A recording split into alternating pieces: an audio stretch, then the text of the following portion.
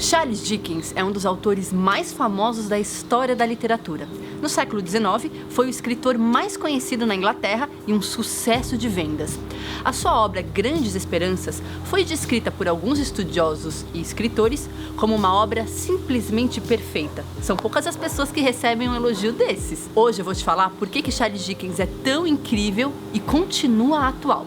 Mas antes, não se esquece de se inscrever no canal, ativar as notificações e dar aquele joinha.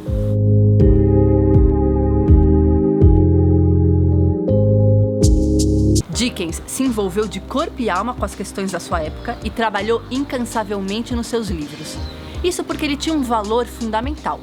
Ele acreditava que a escrita poderia ajudar, e muito, a resolver os problemas do mundo.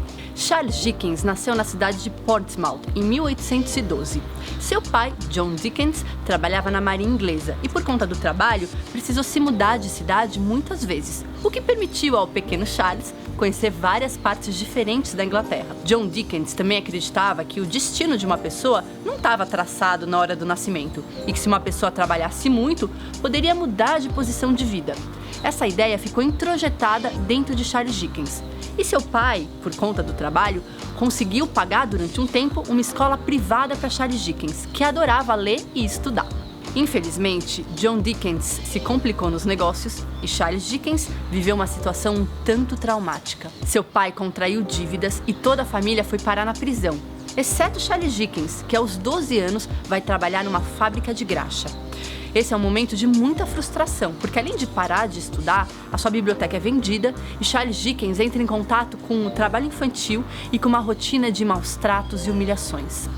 Quando seu pai recebe uma herança, a família sai da prisão e depois de algum tempo, Charles Dickens volta a estudar. Mas essa experiência deixa marcas profundas. Inclusive, quando adulto, Charles Dickens esconde esse fato. Apenas a sua esposa e um amigo muito próximo ficam sabendo que, quando criança, ele trabalhou na fábrica de graxa. Se na vida particular ele esconde esse fato da sua infância, ele o coloca abertamente na sua obra, onde o tema do trabalho infantil é amplamente explorado. A exploração da sociedade industrial, a burocracia do governo, o egoísmo e a presunção humana são temas caros a ele também. Agora, o que é mais interessante é que Charles Dickens conseguiu unir esses temas tão sérios e doloridos com histórias cheias de acontecimentos, plot twists, personagens excêntricos e detalhes vívidos e finais felizes. Dickens não opunha temas profundos com o prazer e a diversão da leitura.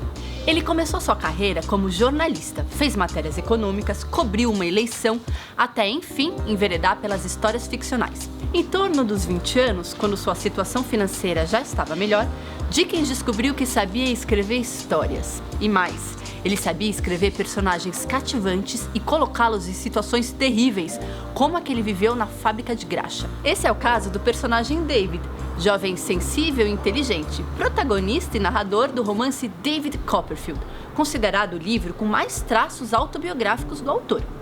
Assim como Dickens, David Copperfield precisa trabalhar quando jovem e, quando cresce, decide virar um romancista. Analisando David Copperfield e outros romances do autor, o filósofo inglês Alain de Botton diz que Charles Dickens é muito habilidoso em fazer o leitor sentir empatia pelos personagens e se perguntar: e se fosse eu nessa situação?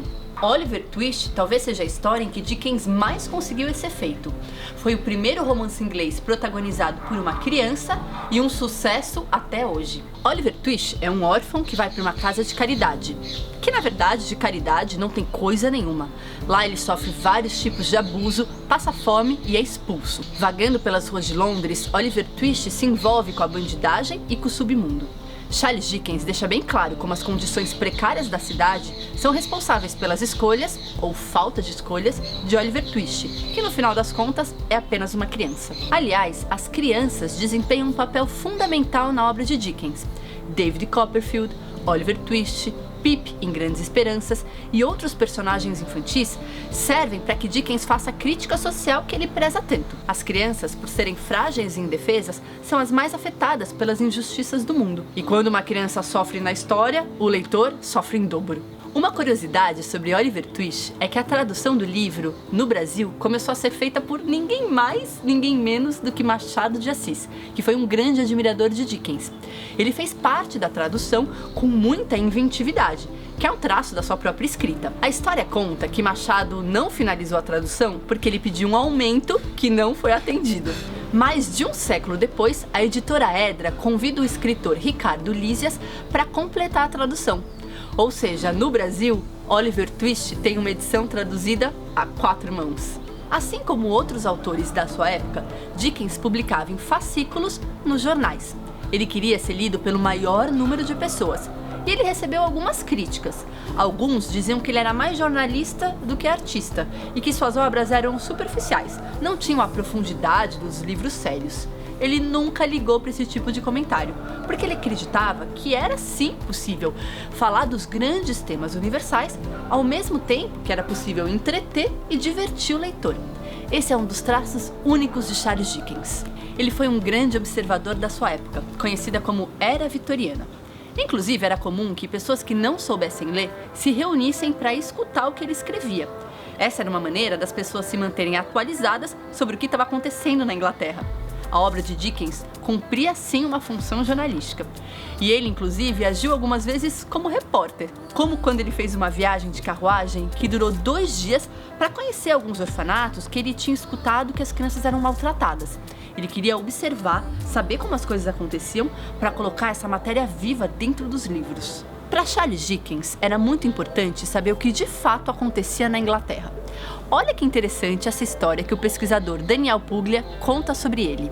As pessoas diziam, nós lemos ou ouvimos alguém ler a obra do Dickens para saber o que está acontecendo na nossa sociedade. E ele fazia isso através, seja da observação própria, que ele anotava e fazia, ou mesmo tendo equipe, tendo algumas pessoas que ele mandava para lugares específicos da cidade, onde tinha um evento, alguma coisa acontecendo, ele ia e pedia para que registrasse o tom, a voz, o discurso, a maneira como as pessoas estavam falando, o que estavam falando, e trazia isso imediatamente para dentro da matéria do romance. Então as pessoas liam aquilo, em 15 dias, algo que tinha acontecido às vezes entrava na forma do romance. Dickens assumiu como missão mudar os corações e mentes dos ingleses e queria que as pessoas das classes privilegiadas, que não se sentiam particularmente ligadas aos problemas sociais do país, começassem a prestar atenção na desigualdade e fizessem alguma coisa para melhorar.